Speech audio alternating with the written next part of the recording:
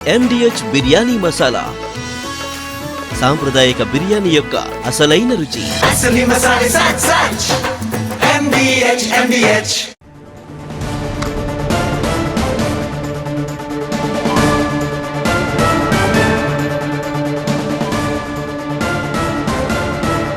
Breaking news మనకు అందుతోంది. Tuni case విషయంలో ఏపీ ప్రభుత్వం కీలక ప్రకటన చేసింది. కేసును రీఓపెన్ చేసే ఉద్దేశం లేదంటోంది ప్రభుత్వం. హైకోర్టులో అప్పీల్కి వెళ్లటం లేదంటూ క్లారిటీ ఇచ్చింది సర్కార్.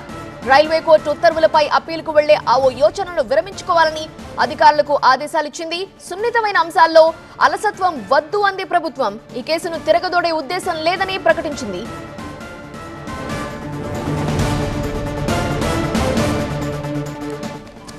పూర్తి వివరాలు అందించడానికి మా అసోసియేట్ ఎడిటర్ ఈశ్వర్ లైవ్ లో సిద్ధంగా ఉన్నారు. ఈశ్వర్, తుని కేసు రీఓపెన్ చేయాలి అనే ఫైల్ ఎలా కదిలింది, మళ్ళీ ఎందుకు బ్రేక్ పడింది, ప్రభుత్వం ఎలా క్లారిటీ ఇస్తోంది?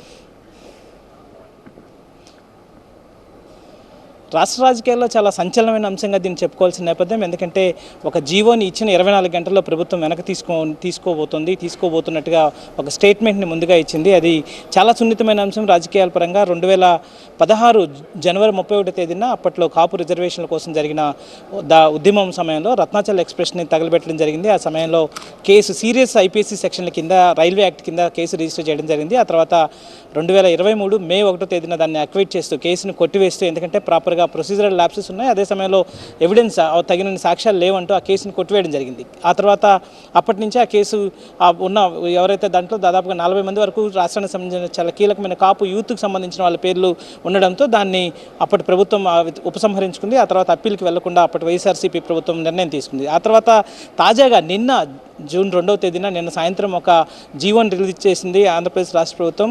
హోమ్ సెక్రటరీ కుమార్ విశ్వజిత్ పేరు మీద రిలీజ్ అయిన దాంట్లో మళ్ళీ తిరిగి వాళ్ళ మీద ఆ కేసుకు సంబంధించి హైకోర్టుకి అప్పీల్కి వెళ్ళబోతున్నాం. దీనికి సంబంధించి రైల్వే సీనియర్ అఫీషియల్స్ నుంచి వచ్చిన రిపోర్ట్తో పాటు పబ్లిక్ ప్రాసిక్యూటర్ ఒపీనియన్ తీసుకున్నాం. వీళ్ళిద్దరు ఒపీనియన్ మేరకి మళ్ళీ హైకోర్టులో అప్పీల్ చేయడానికి రాష్ట్ర ప్రభుత్వం అనుమతిస్తోంది. పబ్లిక్ ప్రాసిక్యూటర్ని అవసరమైన చర్యలు తీసుకోమన్నట్టుగా ఒక డైరెక్షన్ ఇస్తూ ఒక గవర్నమెంట్ ఆర్డర్ని రిలీజ్ చేసింది. సో ఈ నేపథ్యంలో పెద్ద ఎత్తున రాజకీయ ఈ రాష్ట్రంలో పెద్ద ఎత్తున చర్చలు కావచ్చు, లేకపోతే రకరకాల చర్చలు, భారీ ఎత్తున డిస్కషన్స్ ప్రారంభమయ్యాయి. మళ్ళీ తిరిగి కాపు కేసుని తిరగదోడే ప్రయత్నం ఎందుకు జరుగుతుందంటూ పెద్ద ఎత్తున జరిగి, అదే సమయంలో కూటమిలో భాగస్వామ్య పార్టీలకు కూడా ఈ సమాచారం లేకపోవడం, భాగస్వామ్య పార్టీల నుంచి కూడా ఒపీనియన్ తీసుకున్న తర్వాత రాష్ట్ర ప్రభుత్వం మళ్ళీ ఆ నిర్ణయాన్ని వెనక్కి తీసుకోవాలని నిర్ణయించినట్టుగా మనం కొద్దిసేపటి క్రితం దానికి సంబంధించిన రాష్ట్ర ప్రభుత్వం నుంచి ఒక లీక్ వచ్చింది. దానికి సంబంధించి మరి కాసేపట్లో ఆ ఉత్తర్వుల్ని రద్దు చేస్తూ నిర్ణయం తీసుకోబోతోంది. దీనిపైన ఇప్పటికే పెద్ద ఎత్తున కాపు సంఘాల నుంచి పెద్ద రియాక్షన్స్ వచ్చాయి. మళ్ళీ తిరిగి ఆ కేసుని కొట్టివేసిన కేసుని తిరిగి మళ్ళీ తోడే ప్రయత్నం చేస్తున్నారంటే దానికి ఎందుకు ఇట్లాంటి చర్యలకు పోతున్నారు అన్నట్టుగా కాపు సంఘం నుంచి కావచ్చు, అలాగే ప్రతిపక్ష పార్టీ నుంచి పెద్ద ఎత్తున విమర్శలు వచ్చాయి.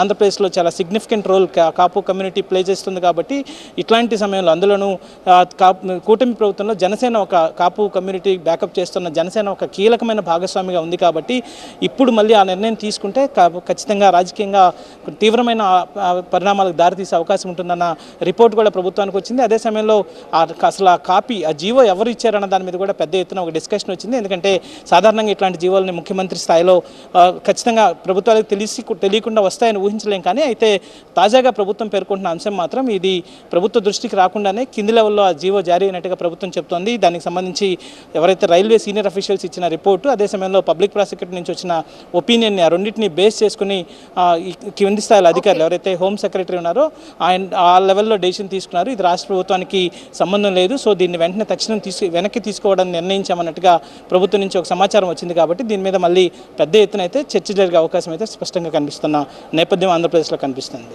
Right Eshwar, thank you for joining.